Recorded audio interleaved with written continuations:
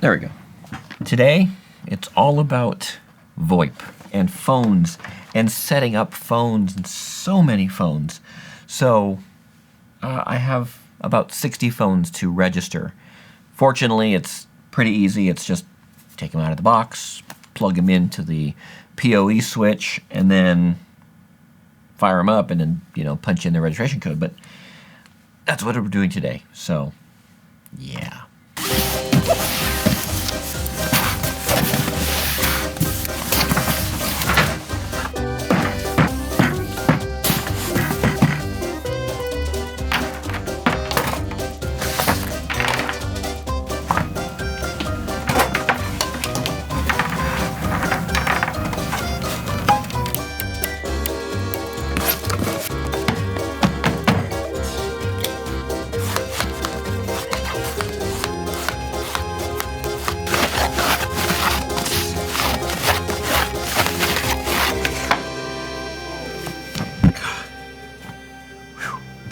Getting warm in here.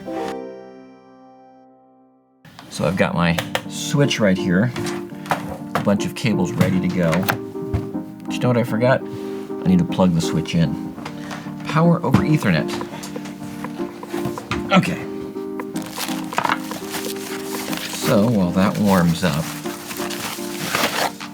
I'm going to pull out my first phone and just kind of set this off to the side here. Now I also have all the labels, and these labels are going to go on each phone box, but it also has the registration code on there. So that way, when it's done downloading the new firmware in here, I just punch in the code and it'll register it to the user that this goes to. So, plug that in. Throw that off the front there. And I've got number one ready to go. So right now, this one's downloading new firmware. This one's checking for new firmware. This one's getting its DHCP. This one's talking to the network to tell it that it needs DHCP. And this one's booting up. Now we wait. That one's restarted. This one is restarting. This one is getting its new firmware. This one's updating its configuration. And this one's getting a DHCP address. So this style of phone is going to go into the classrooms and other locations where there isn't going to be voicemail, or it's kind of in a public-ish setting. Kind of like, phones that you would see in like a reception room. Like a foyer. There we go. Foyer phones, classroom phones. The majority of these are going to be classroom phones for the school. Pay no attention to the background. This is kind of a mess. Where the table is right now, we had 2 racks, shelving racks set up. And to make this a usable working area, we cleaned it off.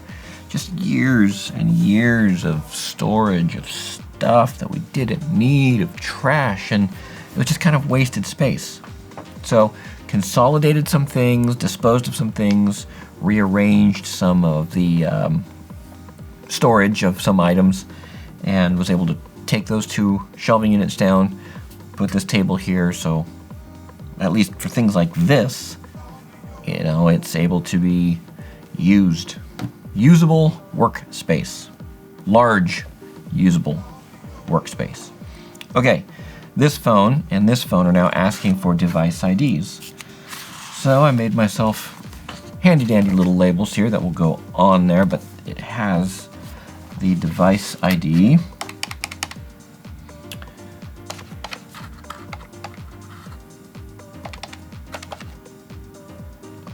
Okay. That is the correct person. So now I'm going to take this label and put it on the side where the barcode is.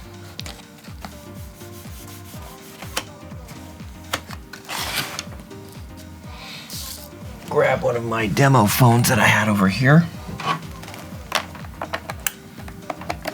Plug that in. And this way, I can make test calls. The crazy thing is about each of these phones is that they're basically a mini computer. Very, very specialized software on them. Well, that's interesting. This one came up first compared to all these. Oh, it's rebooting, that's why. So it didn't really come up first. These are all mini computers that have very specialized software on them. I think they're Linux probably, or something like that. I don't know. Some specialized operating system on them that is just making and receiving phone calls. All right, 3244.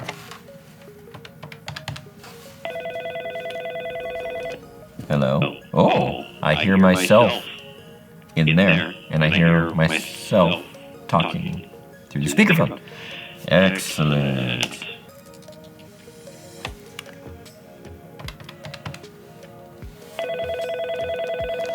And hello. Okay, well, I hear myself. Hello. Oh, there we go. I hear myself in there. All right.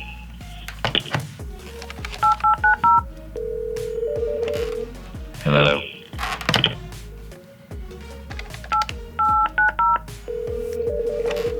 Hello. Let's take this one. Unplug it.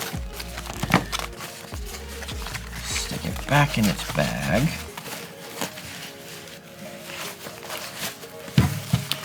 And these ones don't have the screen protectors on them, but the next model up does. And now I've been leaving that on. You know, let the user peel that off, having that feeling of being the first user of the phone. It's always nice. Now after I finish with these phones, getting them registered on the network, I will hand them off to the IT guys. And they're going to be the ones to actually put these phones into their final position and make sure that they boot up. So my responsibility ends basically at install. When we do our port in a couple of weeks. For the most part, my part ends. For the most part, my involvement ends when the port happens and everything is working properly. We did have some staff changes, so I have a feeling that some of these will have to be factory reset. But for the time being, I just want to get all these working, make sure we don't have any bad phones. This is kind of the thing, is now I just wait. This is why I do 5 at once. Can you imagine doing 1 at a time? So this will be like the first time in years, long time, that all the classroom phones will match. They'll all be the same phones. Because right now it's this hodgepodge of phones and whatever they could find to put in the room. But you know, my favorite thing about this is, well, a couple of my favorite things. One, there's an app for my phone, so I can make extension calls and receive extension calls from my cell phone through the software. The second thing is the internal audio quality. The extension to extension phone call, that connection is at a higher bit rate, which is G.722. G.722, Broadcast has known about that codec for years. I mean, many years, back to the early 90s, when we were making ISDN phone calls to connect 2 studios together. And there was a codec called G.722, which gave you higher audio quality than you got from a regular phone call.